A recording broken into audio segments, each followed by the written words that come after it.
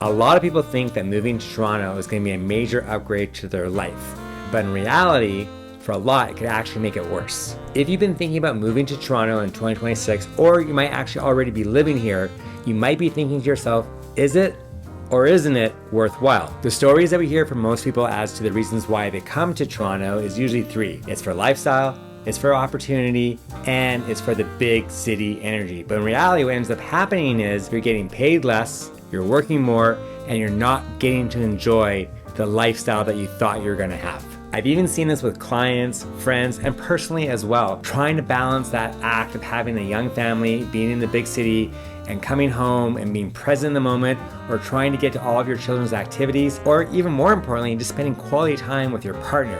So in this video, we're gonna show you why living in Toronto is absolutely 100% worth it, or why it could be an expensive mistake.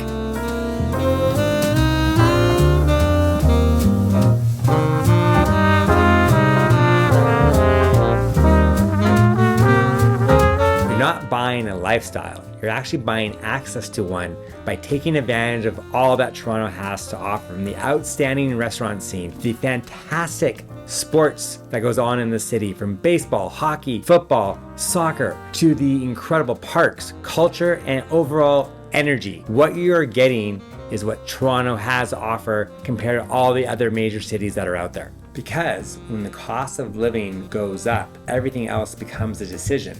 So then you have to ask yourself, why am I paying such an absorbent premium to live in the city when I can't take advantage of all that the city has to offer? What happens is going out isn't spontaneous anymore. Now it's planned. And what happens is you start thinking twice about everything, not realizing that you're actually doing less, not more.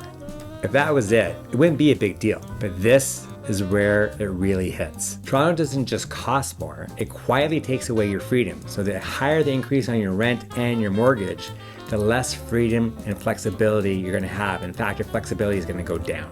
You're feeling more pressure to earn, less freedom with your time, and even if you're making good money, you still don't feel rich. The real question is not, can you afford Toronto? It's, what are you giving up to live here?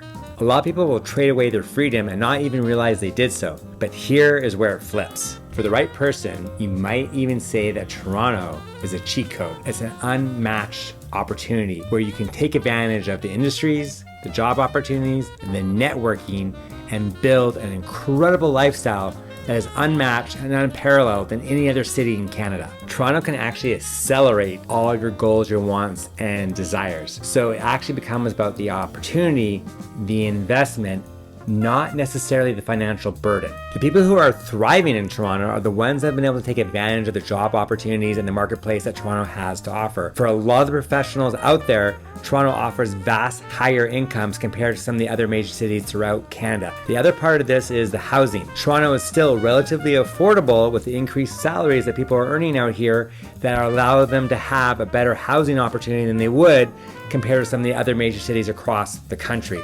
And finally, given that Toronto is one of the oldest cities in Canada, the infrastructure that has been built in the city is quite remarkable, whether it's from the subway system, recreation facilities, to the parks. All the infrastructure that Toronto has to offer does allow someone to fully take advantage and thrive in this city.